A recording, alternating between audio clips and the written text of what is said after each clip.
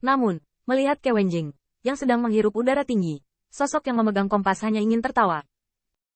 Naik ke udara. Apakah itu memprovokasi kepala semu dari panah dewa dari Master Angkatan Laut Surgawinya? Tidak perlu baginya untuk melambaikan tangannya untuk melihat balista dari kapal perang Angkatan Laut Tianting terangkat tinggi, dan angin yang tersisa dari belakang membuat Ke Wenjing mengerti betapa naifnya perintahnya dalam huru-hara seperti itu. Turun. Tanda seru. Feng Nianwu berada dalam huru-hara, dan ketika dia melihat pemandangan teriakan keras ini, dia dengan cepat menggulung lengan bajunya, seperti pusaran tornado, menyebabkan kerumunan Ke Wenjing terseret. Feng Nianwu layak menjadi tetua ke-10 dari klan Feng dari ras manusia. Saat menyelamatkan Ke Wenjing, tongkat tulang di tangannya terbanting, langsung melompat keluar dari Tianhe, mencoba menelannya ke perut behavers binatang. Daging dan darah terbang kemana-mana, dengan raungan dan kesedihan. Howell kabur ke air lagi. Namun, Feng Nianwu sangat perkasa, tetapi dia melihat seorang letnan dari Angkatan Laut Surgawi melihat kembali ke kapal utama. Cahaya yang menghancurkan dunia membuat matanya tegap. Tangkap bajingan ini. Jenderal. Yang mulia. Jenderal terakhir. Sebagai balasan atas rahmat Tuhan. Kulihat letnan itu mengatupkan giginya, membiarkan Feng Nianwu tulang yang lain meretakkan kepalanya, dan matanya bercampur dengan plasma darah, tapi tubuhnya masih memeluk Feng Nianwu dengan erat. Melihat ini, divisi Angkatan Laut di sekitarnya melihat meriam perang Tianwei yang sedikit berputar, dan segera semua meraung dan bergegas menuju Feng Nianwu seperti orang gila. Para Master Angkatan Laut Surgawi ini sepertinya tidak pernah memarahi Feng Nianwu untuk binatang rendahan dari awal hingga akhir, karena yang terakhir adalah seorang kaisar dan yang kuat, dan mereka tidak dapat memprovokasi mereka sama sekali. Bahkan pukulan Feng Nianwu dapat membuat kepala mereka berbeda. Namun, semakin banyak Master Angkatan Laut Surgawi berkumpul di sekitar. Mereka memblokir mundur Feng Nianwu dengan daging dan darah mereka, dan menyebabkan ruang dan waktu di sekitarnya menjadi tidak teratur dengan kekuatan penghancur diri mereka. Sulit untuk bergerak. Kekuatan letnan tidak layak membiarkan Feng Nianwu mengetahui namanya. Tetapi para Master Angkatan Laut Surgawi ini tahu bahwa yang pertama adalah anggota kuat anti pencuri Kaisar Ke. Jika nyawa orang-orang ini dapat dipertukarkan dengannya, itu akan sangat berharga. Ledakan. Tanda seru. Penatua Nianwu. Tanda seru. Semua ini terjadi begitu tiba-tiba sehingga Ke Wenjing baru saja diselamatkan. Ketika kepunahan meriam pertempuran yang perkasa berangsur-angsur menghilang hari itu, dia melihat Feng Nianwu meringkuk, dan dia meraihnya dan menggunakannya sebagai pion. Angkatan Laut Surgawi perisai telah lama berubah menjadi kipas angin, tabu. Tidak ada abu yang tersisa. Ah, batuk-batuk. Mereka semua adalah boneka seukuran Jiuman dan yang lainnya. Kenapa kamu ingin membunuh anak-anak Yuantian? Feng Nianwu terus batuk darah setiap kali dia mengucapkan sepatah kata pun. Dan bahkan setiap batuk darah, dan kulitnya pecah-pecah di sekujur tubuhnya. Tetapi bekas luka yang hangus mengeluarkan darah merah yang menyilaukan.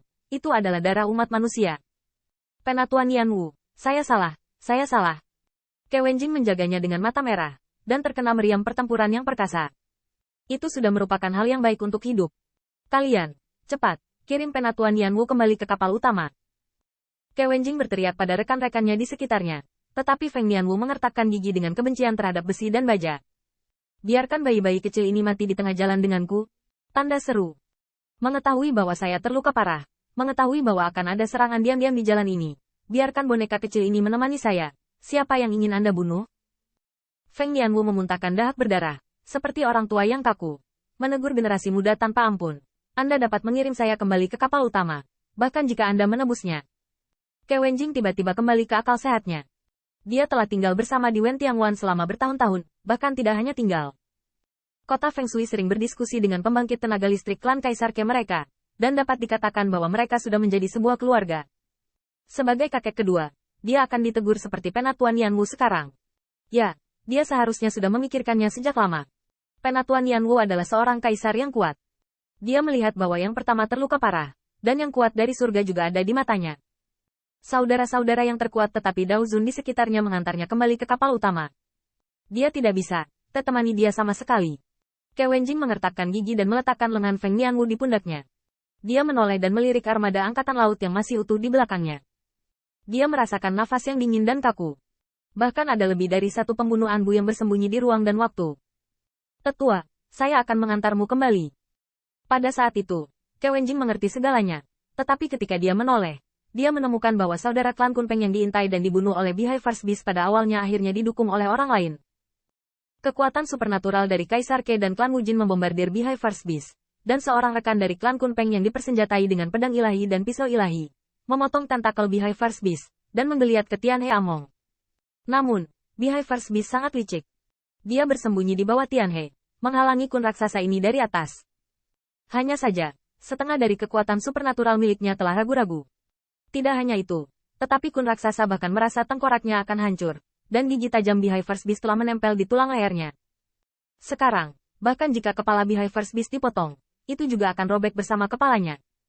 Raksasa kun sepertinya tidak berjuang lagi, dan melihatnya merengek yang membuat Tianhe gemetar, seolah mengucapkan selamat tinggal, seolah mengirimkan lagu pertempuran terakhir untuk sesama jubahnya. Segera setelah itu, Jukun menyalakan cahaya ilahi yang paling menyilaukan di sekujur tubuhnya, dan cahaya ilahi menjadi semakin ganas. Dia menyeret Behavior's Beast menuju ke arah angkatan laut surgawi. Dua prajurit yang menyelamatkan sesama jubah menatap mata mereka, semua dengan mata merah, dan Shao Kun menatap matanya, dan dia terkejut sesaat sebelum dia meraung seperti takdir. Kembali. Kembali. Aku ingin dia menjadi putih. Mati. Kun raksasa itu berenang dengan putus asa, tetapi Behavior's Beast ingin menyeretnya ke kedalaman Tianhe yang suram.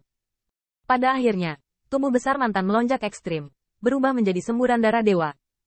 Namun, keinginan yang lama didambakan sebelum meninggal tidak berarti bahwa keinginan itu akan terpenuhi. Orang kuat dari klan Kunpeng ingin menggunakan kekuatan jatuh sendiri untuk menarik kapal perang Angkatan Laut Pengadilan Surgawi untuk mundur, tetapi sayangnya ada binatang laut biru yang menyeretnya, dan dia tidak berenang ke dalam formasi militer. Angkatan Laut Pengadilan Surgawi sampai kematiannya. Langit penuh kecemerlangan yang dipicu oleh dewa mungkin hanya memicu gelombang besar, sedikit menyebabkan kapal perang Angkatan Laut Pengadilan Langit bergoyang, bahkan binatang buas bihai itu tidak mati, tetapi bagian mulut yang penuh dengan gigi tajam diledakkan dan bercampur. Daging dan darah bergegas menyelam. Kembali ke bawah. Ini hanya binatang laut biru yang ganas di mata Kewenjing. Ketika dia kembali ke geladak kapal utama, dia sudah lemah, seolah-olah dia telah dibombardir oleh pertempuran hebat, berbaring lemas di geladak. Feng Nianwu dibawa kembali dengan selamat, tetapi Kewenjing tidak memiliki kegembiraan dalam pelayanan berjasa saat ini. Dia berdiri, dan bahkan tidak memberi hormat kepada Bai Guanxing yang sangat dihormati. Dia memandang Tianhe di kejauhan, gelombang darah yang telah dilemparkan oleh binatang laut biru. Behavior's Beast benar-benar ada di sini,